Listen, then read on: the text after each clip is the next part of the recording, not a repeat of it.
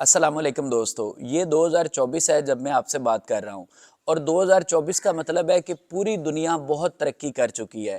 Digitalisation اور modernisation اپنی انتہا کو چھو رہی ہیں، لیکن ہم رہتے ہیں یونین کونسل جمال کوٹ میں۔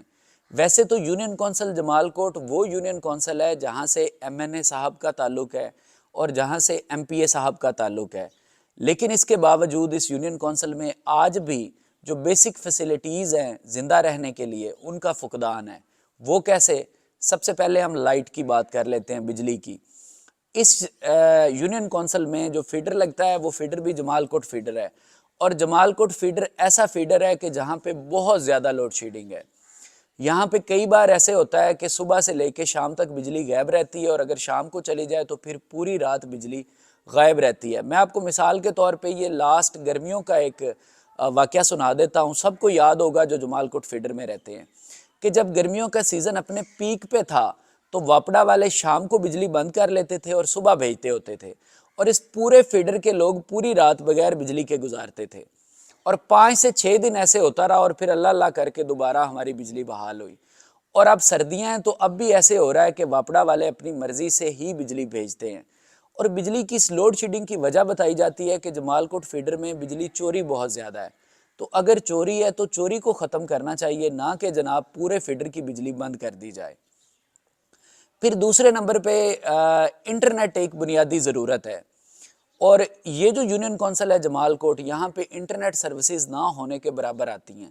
ہم انٹرنیٹ کی سروس ڈھونڈنے کے لیے یہ جو انٹرنیٹ ڈیوائس ہے اس کو کبھی چھت پہ رکھ رہے ہوتے ہیں، کبھی درختوں پہ رکھ رہے ہوتے ہیں۔ اس کی وجہ یہ ہے کہ پوری یونین کونسل میں صرف ایک ہی موبائل ٹاور ہے جو لگا ہوا ہے، اور وہ ہے ٹیلی نور کا، اور اس کی سروس بھی اتنی تھرڈ کلاس ہے کہ وہ میرے گھر سے 1 کلومیٹر پہ ہے، اور اس کی انٹرنیٹ سروسز میرے گھر میں بھی نہیں آتی، یعنی اس کی کوریج 1 کلومیٹر بھی نہیں ہے۔ اس کے علاوہ اس پوری یونین کونسل میں کسی بھی کمپنی کا موبائل ٹاور نہیں ہے، نہ یہاں پہ زونگ کا موبائل ٹاور ہے، نہ موبیلنگ کا موبائل ٹاور ہے۔ تو اس کا مطلب کیا ہوا؟ اس کا مطلب یہ ہوا کہ اگر کوئی بچہ اس یونین کونسل میں رہ کے آن لائن کلاسز لینا چاہتا ہے تو وہ نہیں لے سکتا۔ مطلب اگر اس کے ایسے حالات نہیں ہیں کہ وہ فزیکل کلاسز لے سکے، اس نے ورچوئل یونیورسٹی سے ڈگری لینی ہے، یا اس نے علامہ اقبال یونیورسٹی سے یا کسی اور یونیورسٹی سے ڈگری لینی ہے، یا آن لائن کلاسز لینی ہے، تو وہ نہیں لے پائے گا اس یونین کونسل میں رہتے ہوئے۔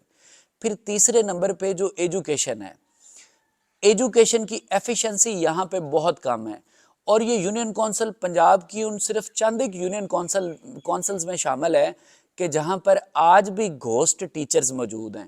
گھوسٹ ٹیچرز کا مطلب کیا ہوتا ہے؟ مطلب یہ ہے کہ ٹیچر اپنی سیلری تو لے رہا ہے لیکن اسکول میں جا کے بچوں کو پڑھا نہیں رہا۔ تو یہاں پہ آج بھی ایسی مثالیں موجود ہیں اس یونین کونسل میں، اور اس یونین کونسل میں آج بھی گھوسٹ اسکول موجود ہیں۔ گھوسٹ اسکول کا مطلب کیا ہے؟ گھوسٹ اسکول کا مطلب یہ ہے کہ اسکول کی بلڈنگ تو بنی ہوئی ہے لیکن اس بلڈنگ میں کوئی پڑھائی نہیں ہو رہی، کوئی کلاسز نہیں ہو رہی۔ تو یہاں پہ گھوسٹ ٹیچرز کے ساتھ ساتھ گھوسٹ اسکولز بھی موجود ہیں۔ پھر چوتھے نمبر پہ انصاف ایک بنیادی انسانی ضرورت ہے، اور یونین کونسل جمال کوٹ کو جو تھانہ لگتا ہے وہ لگتا ہے تھانہ بصیر پور۔ تو اب ہونا تو یہ چاہیے تھا آئیڈیلی کہ یہ جو تھانہ بصیر پور ہے اس میں سب سے کم کرپشن ہوتی، یہ ایک کرپشن فری چلو نہ ہوتا تو بہت کم کرپشن والا تھانہ ہوتا، لیکن ایسا بالکل نہیں ہے۔ پنجاب کے جن تھانوں میں سب سے زیادہ کرپشن ہے ان میں شامل ہے یہ تھانہ بصیر پور، اور ایس ایچ اوز پیسے دے کے اپنی یہاں پہ پوسٹنگ کرواتے ہیں کیونکہ یہاں پہ کمائی بہت اچھی ہے۔ تو یہ میں بہت ساری باتیں کر سکتا تھا، لیکن یہ 4 جو انسانی آج بھی بنیادی ضروریات ہیں نا جو میں نے بتائیں، میں دوبارہ ریپیٹ کر دیتا ہوں۔ بجلی یہاں پر آتی نہیں یونین کونسل جمال کوٹ میں، انٹرنیٹ سروسز یہاں پر اویلیبل نہیں ہے اس ماڈرن دور میں بھی، 2024 میں بھی، 1990 جیسے حالات ہیں، اور سکولز یہاں پہ گھوسٹ ہیں، ٹیچرز بھی یہاں پر گھوسٹ آج بھی موجود ہیں، اور انصاف یہاں پر ہے کوئی نہیں، کیونکہ جو تھانہ لگتا ہے اس میں کرپشن بہت زیادہ ہے، لوگ اپنے صرف پیسے دے کے یہاں پہ کام کروا سکتے ہیں۔ تو اب یہ ساری باتیں ایسی ہیں جن پر ایم این اے صاحب کو اور ایم پی اے صاحب کو غور کرنے کی ضرورت ہے۔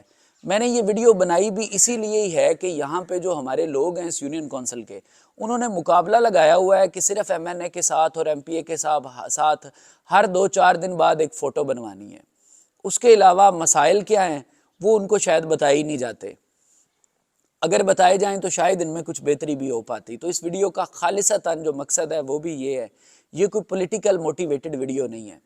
اور اینڈ پہ ایک بات اور میرے ذہن میں آ گئی کہ اگر کوئی یہ کہنا چاہے کہ یار موبائل جو آپ ٹاور بتا رہے ہیں اس کا ایم این اے اور ایم پی اے سے کیا تعلق ہے، تو میں آپ کو بتانا چاہتا ہوں کہ جناب ایم این اے پاکستان کے طاقتور ترین لوگوں میں شامل ہوتا ہے۔ 300 کچھ ایم این اے ہوتے ہیں پورے ملک میں، اور یہ 25 کروڑ سے زیادہ لوگوں کی آبادی والا ملک ہے۔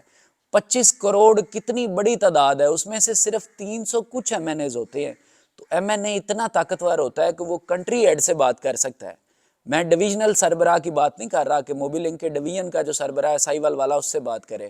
ایم این اے اتنا طاقتور ہوتا ہے کہ وہ کنٹری ہیڈ سے بات کر سکتا ہے اور اپنی یونین کونسل میں سارے موبائل ٹاور لگا سکتا ہے۔ ایم این اے اتنا طاقتور ہوتا ہے کہ وہ ایجوکیشن کے منسٹر سے حساب ظاہر ہے، وہ خود بھی ایم این اے ہوتا ہے اور ایجوکیشن کا منسٹر بھی ایم این اے ہوتا ہے، اس سے بات کر کے اپنے سکولز کو یونین کونسل کے پورے مطلب پنجاب کا بہترین سکول بنا سکتا ہے، یا کم سے کم پورے حلقے کا تو بہترین سکول بنا سکتا ہے نا اپنے سکولز کو، اپنے یونین کونسل کے سکولز کو۔ ایم این اے اتنا طاقتور ہوتا ہے کہ وہ آئی جی سے بات کر کے اپنے تھانے کو سب سے کم کرپشن والا تھانہ بنا سکتا ہے، اور یہ کرنا چاہیے ہمارے ایم این اے صاحب کو اور ایم پی اے صاحب کو۔ اور اگر یہ نہیں کریں گے تو پھر کیا فائدہ ہے ان کو ہمیشہ جیت جانے کا۔